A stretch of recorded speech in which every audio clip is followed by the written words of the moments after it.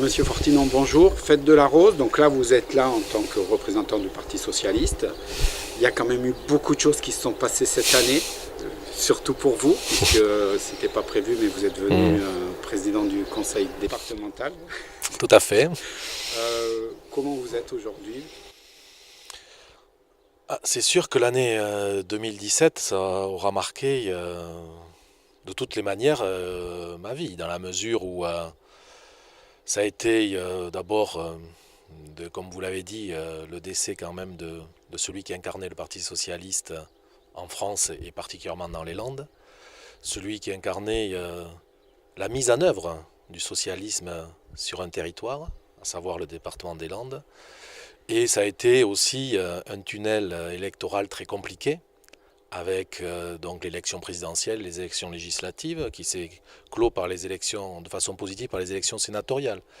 Et on a démontré que les Landaises et les Landais, ils étaient attachés à la politique sociale et socialiste qui était menée dans ce département, parce qu'on est un des rares départements de France, voire le seul à avoir trois députés, trois parlementaires socialistes encore donc dans les Landes.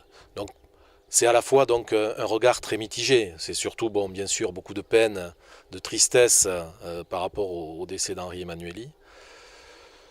Beaucoup aussi, bien sûr, de dépit par rapport aux résultats électoraux, mais malgré tout de l'espoir par rapport à la fidélité des Landaises et Landais aux valeurs que nous défendons. Alors justement, est-ce que les Landais doivent devenir les moteurs, entre guillemets, de la reconstruction du Parti socialiste? Au moins, les Landaises et les Landais et les socialistes landais démontrent quand même une certaine fidélité aux valeurs fondatrices de ce parti. Donc nous, notre ADN, quelque part, ça a toujours été de lutter contre les inégalités et essayer de défendre ceux qui avaient besoin d'être défendus parce qu'ils étaient les plus vulnérables. Et donc c'est ce qu'on essaye de faire tout le temps. Donc on ne dit pas qu'on réussit partout et tout le temps, mais c'est vrai que dans notre politique, on essaye toujours de garder ça à l'esprit. Et aussi au service du développement économique. Parce que sans développement économique, de toute façon, on ne pourra pas apporter de réponse aux personnes qui sont dans la difficulté. Donc il faut savoir allier à la fois la prise en compte des personnes qui sont dans la grande difficulté et la nécessaire croissance indispensable donc au développement et donc quelque part à leur ascension sociale. Donc c'est une alchimie qui est toujours difficile, hein, c'est sûr, mais c'est ce que l'on essaye de faire toujours dans ce département et nous souhaiterions que ça soit un peu plus, que ça serve un peu plus d'inspiration à nos élus nationaux.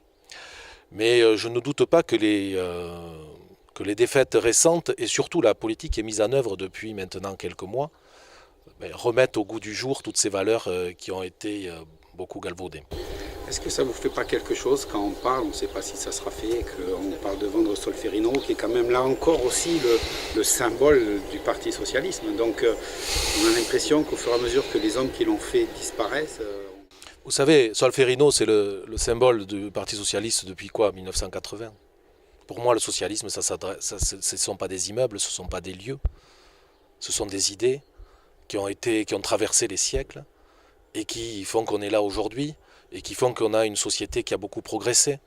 Et grâce souvent à des leaders de gauche, souvent grâce à des réformes de progrès.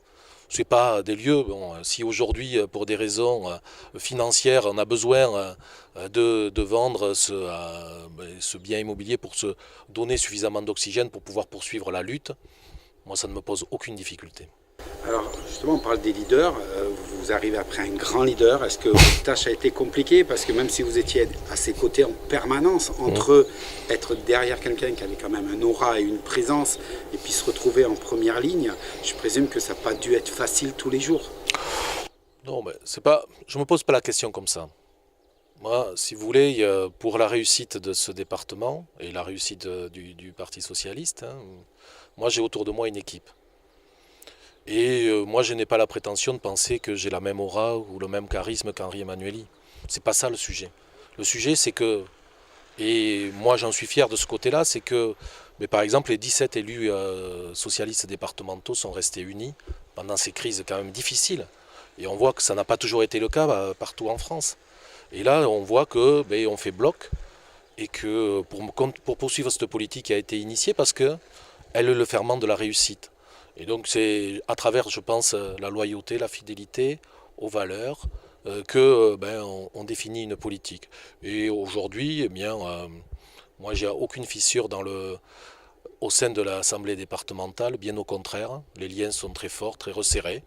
Et je crois que c'est la seule façon de mener nos idées, du moins à la victoire, surtout au service des Landaises et des Landais. On est aujourd'hui donc socialiste, il y a du monde. Alors pourquoi d'habitude on avait l'habitude d'être à Soustons, aujourd'hui Mugron? Qu'est-ce qui fait qu'on a changé? C'est symbolique ou c'est le hasard? C'est les deux, je pense, mais c'est vrai que historiquement, c'est pareil, comme vous dites, il y a des lieux comme ça qui identifiaient l'action du Parti Socialiste, donc pendant très longtemps ça a été Soustons, ça a été au bord du lac, c'est sûr, mais Mugron a toujours été quand même le cœur de la Chalosse et le lieu qu'avait choisi Henri Emmanuelli quand même pour résider, même si c'était juste à côté à Lorette, mais quelque part depuis très longtemps, et c'était là qu'il était conseiller départemental. Donc aujourd'hui, Mugron, et parce que c'est quand même le cœur de la 3e circonscription, du moins pour le Parti Socialiste, c'est là que les forces sont les plus vivantes et les plus vivaces. Je crois que c'était tout à fait aussi leur rendre hommage à tous ceux qui ont fait en sorte que Boris Vallaud ait été élu dans la 3e circonscription, donc au mois de juin. Je crois que c'était quand même tout à fait normal qu'on se retrouve ici pour fêter la fête du Parti Socialiste.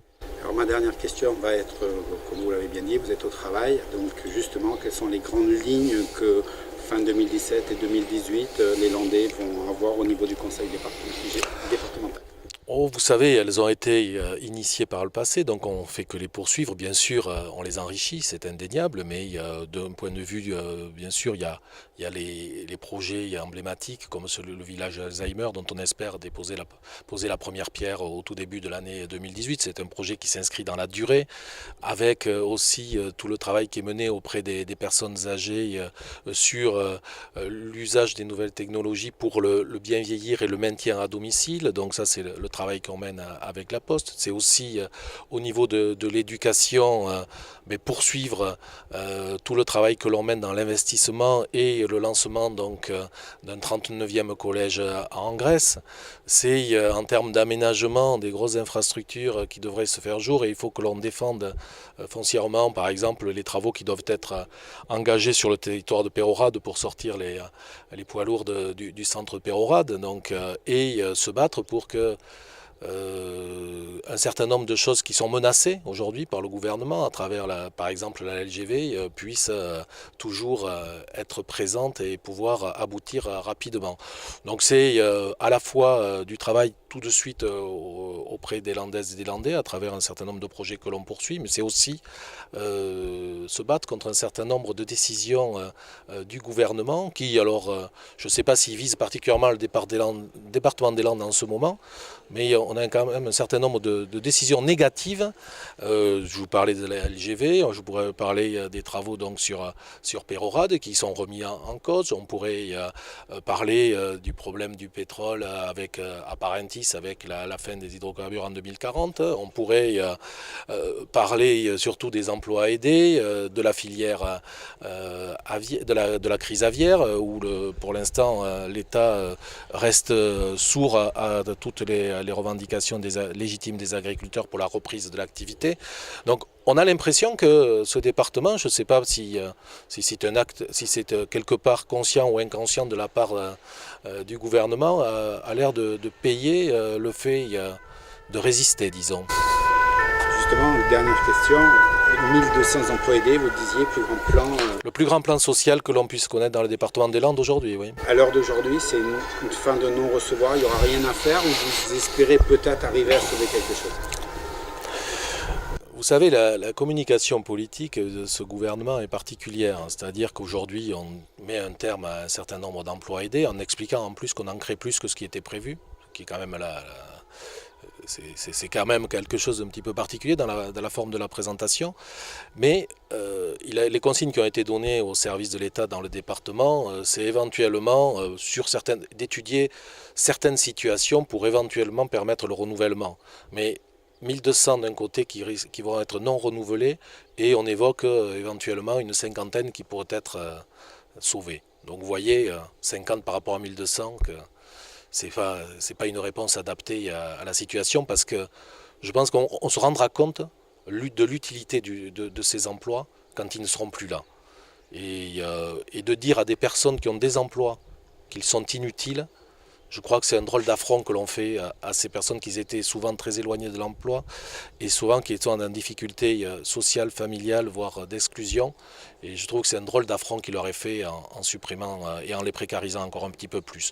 Et d'autant qu'en plus, ces personnes, après, elles vont se retrouver où sur les bénéficiaires donc, des minima sociaux. Et dans le même temps, le gouvernement viendra expliquer aux collectivités territoriales qu'il faut qu'ils fassent des économies, alors que c'est lui-même qui sera responsable de dépenses nouvelles qu'il aura à faire.